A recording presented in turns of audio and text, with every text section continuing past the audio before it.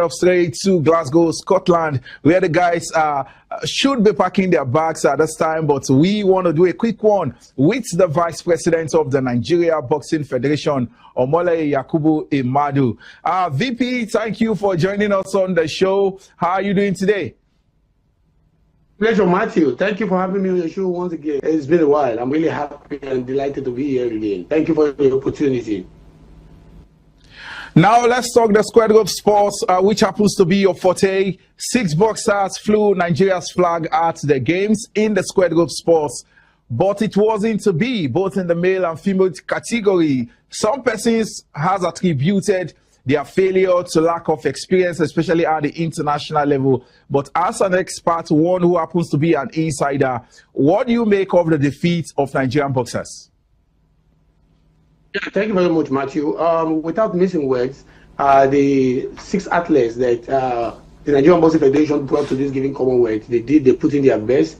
They did so well in flying the flag of Nigeria. You know, if we recall, in the last trial, for those given weight categories that we brought into this Commonwealth, they actually happens to be the best by the fact that they actually they weren't selected, but they won their way by merit, by winning that trials, you know, and that's where they were. And also, the team in Nigerian should also, in terms of our boxing fan, what they need to know that the preparation that they got this time around with the support of NSC, the federations, they've never had it before in the last 10 years. We're talking about athletes who were actually in the camp in Nigeria, 6 weeks of fierce camp, sponsored by the Nigerian Boxing Federation, 3 weeks of national camp in Abuja, all supported and funded by the National Sport Commission, and another 3 weeks in Aberdeen where they actually trained. Now, we talk about over 20, more than 40 countries who came in to participate in the Commonwealth, you know, for the boxing games. You see, when you live with your own country, we as a Nigerian, we live with our best. We went on merit. Other countries also prepare, and they also come with their best. So when your country comes in, they put in their best, they fall down like a lion, and well, they didn't win as expected. I mean, the hope of every given nation is for us to win medals, right? But when you put in the best, the country that has who's more preparation, who are superior, win the game. That is what. That does not mean the athletes are not good. But however, we are taking whatever we find in this as a good input towards our preparation for the upcoming Olympic games. You also have to understand one thing. These are athletes whom the best exposure they've had is national festival in Nigeria, you know. Since the onset, under the leadership of Wale Edo, the president of the Nigerian Boxing Federation, we have been trying to change a whole lot of things in the system, giving more opportunities so that we can give a lot of exposures to our teaming boxers so that they can be equal to their peers in the international community. You also have to understand one thing.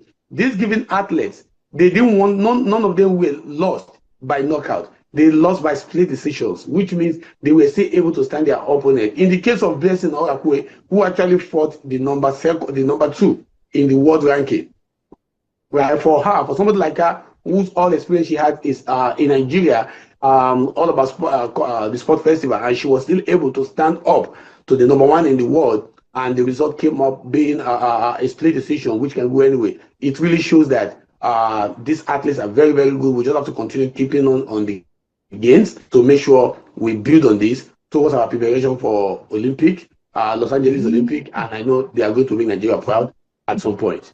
Yes, as part of projection going forward, firstly, let me say congratulations to you and your team. You worked very hard. You defended Nigeria's proposal in the presence of World Boxing, and now Nigeria would be hosting the African qualifiers in projection to the 2028 Olympics in Los Angeles. Congratulations once again, and talk to us on the significance of Nigeria hosting the Olympic qualifiers and what this means for our boxers.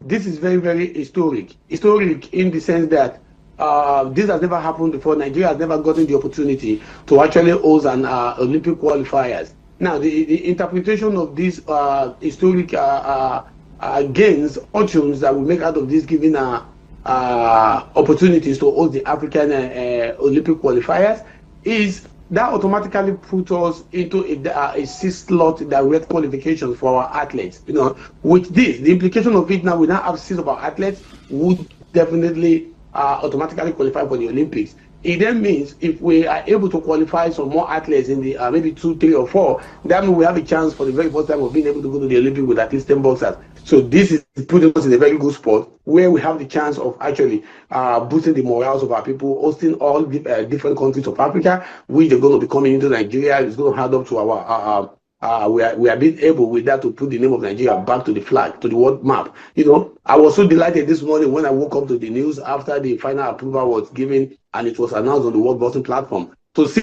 the flag Nigeria among the league of other countries. You know, United States of America will be hosting the American part. China will be hosting the one in Asia. Samoa for Oceania. Turkey for Europe. And come to think about, here comes the flag of Nigeria, being the giant of Africa, and we are being opportune to have our flag, to have the name of our country being listed in the league of other great countries that will be taking up on this given task and give more opportunities to us. So it is kudos to Nigeria, and I'm so happy this is happening in our regime. This is happening under the leadership of Wale Edo, and with the great support of the National Sports Commission and the Nigerian Olympic Committee. So this is a great and a welcome initiative and a fortune and historic one for Nigerian Boxing Federation. Vice President, Nigeria Boxing Federation, Omonlei Imadu, thank you very much for your time. We say all the best, and we also wish you and the team a safe return back to Nigeria. Thank you for your time. Thank you so much, Mr. Matthew, for the opportunity to be on your show again. My wonderful regards to Mr. Tony Ubani and Madam Joy. I'm really, really happy. I'm honored to actually be here for this wonderful segment of your show. My pleasure. I appreciate it. Joy, you say one we should celebrate, and Nigeria will be hosting the Africa qualifiers for boxing.